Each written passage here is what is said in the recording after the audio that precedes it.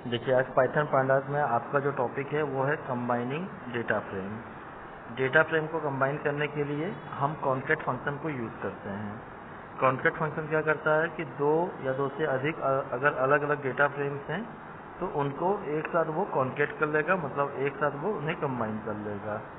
जैसा कि यहाँ पे दिया भी है कि the concat function can concatenate two data frames along the rows, along the columns, or this method is useful if the two data frame have similar structure. It is used as per the following syntax. Syntax क्या है? pd.concat data frame का नाम लिख लेंगे first वाले और second data frame का आप नाम लिख लेंगे यहाँ पे। If you skip the access equal 1 argument, it will join the two data frame along the rows. That is, the result will union of rows from the both data frames. That is, carefully look at the command given below and the result in produce. आपने जैसे hd4.pd.concat किया, parenthesis लगाया और square bracket के अंदर आपने लिखा hd1, hd2। तो hd4 से जो डेटा फ्रेम आपको जनरेट होगा वो hd1 और hd2 का कंबाइंड डेटा फ्रेम आपको जनरेट होगा।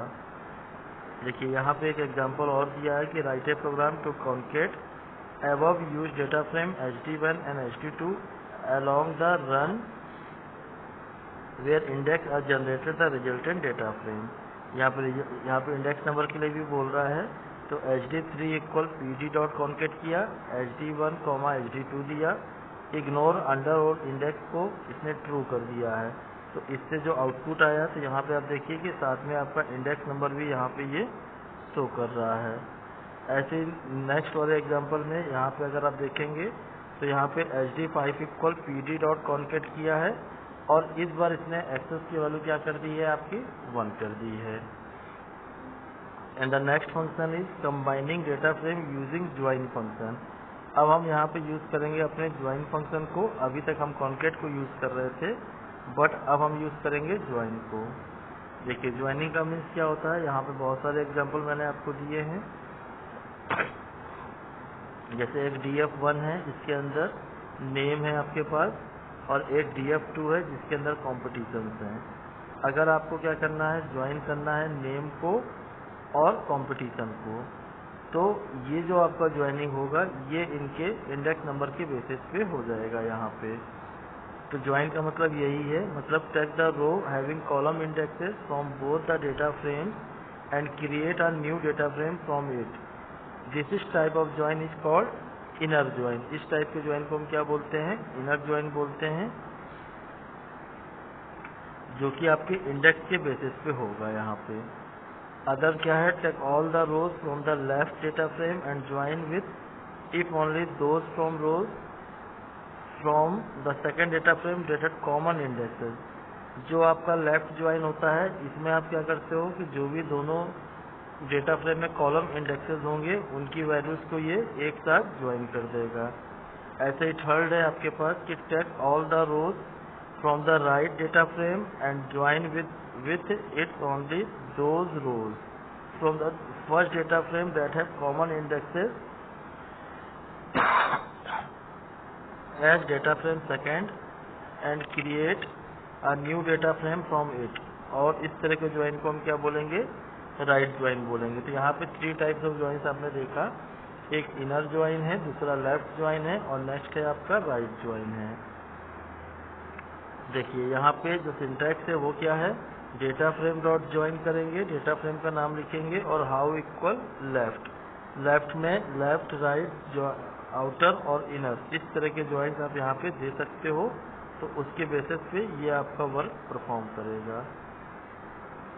देखिए यहाँ कुछ एग्जांपल दिया हुआ है कि by default join will create the left join. अगर कोई भी आपने ज्वाइनिंग की वैल्यू नहीं दी है तो वो अपने आप आपका लेफ्ट ज्वाइन पे ज्वाइन कर देगा। जैसे नेम है, कंपटीशन है, नीचे वाले में भी देखिए स्पेसिफाई हाउ इक्वल इनर। अगर आपने हाउ की वैल्यू इनर कर दी है तब वो इनर ज्वाइन ऑपरेशन परफॉर्म करेगा, और अगर आपने हाउ की वैल्यू आउटर कर दी है तब वो आउटर ज्वाइन ऑपरेशन परफॉर्म करेगा, और अगर आपने राइट कर दिया है तो वो राइट ऑपरेशन आपका परफॉर्म करेगा।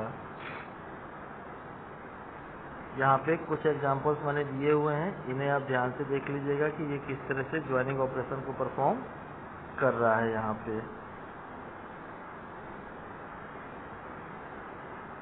देखिए नेक्स्ट है यहाँ पे ज्वाइनिंग ऑन अ कॉलम कि this join function provide an on argument in which you can provide a column name first data frame df1 dot join df2 और on equal column name of df1।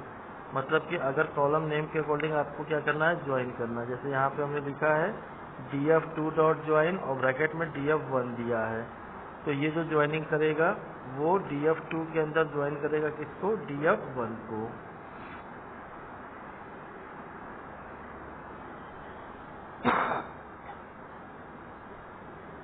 देखिए यहाँ पे भी ये क्या कर रहा है, df1 dot join df2 on column name और इस सफिक्स इक्वल इस सफिक्स स्ट्रिंग और r सफिक्स स्ट्रिंग। ये यहाँ पे l सफिक्स और r सफिक्स को दे रहा है। l सफिक्स का मतलब होता है लेफ्ट और r सफिक्स का मतलब होता है राइट सफिक्स।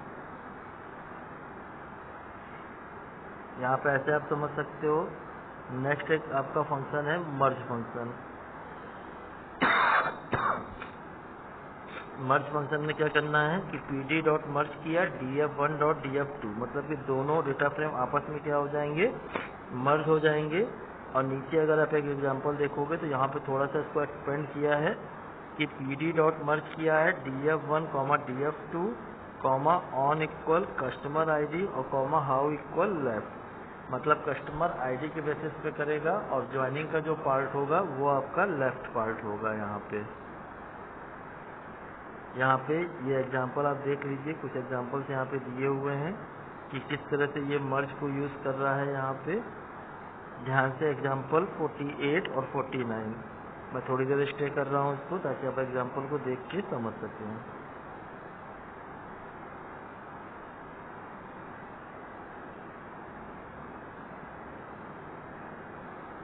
देखिए ऐसे ही नेक्स्ट है आपका, यहाँ पे एक और एग्जांपल दिया हुआ है यहाँ आपका,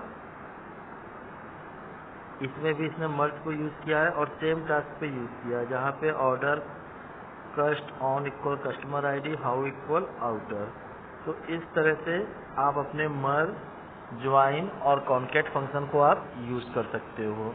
नीचे ये जो हेडिंग दिख रही है ग्रुप बाय, ये मैंने आपको कल की क्लास में भेज दिया था कि ग्रुप बाय कैसे यूज़ करना है आपको। पाइथन पांडास का ये लास्ट टॉपिक था। अब नेक्स्ट आपका न्यू मॉड्यूल PyPlot में आपका स्टार्ट करूँगा। अगर इस मॉड्यूल में कोई भी डाउट है तो उसे आप पूछ लीजिएगा। Thank you.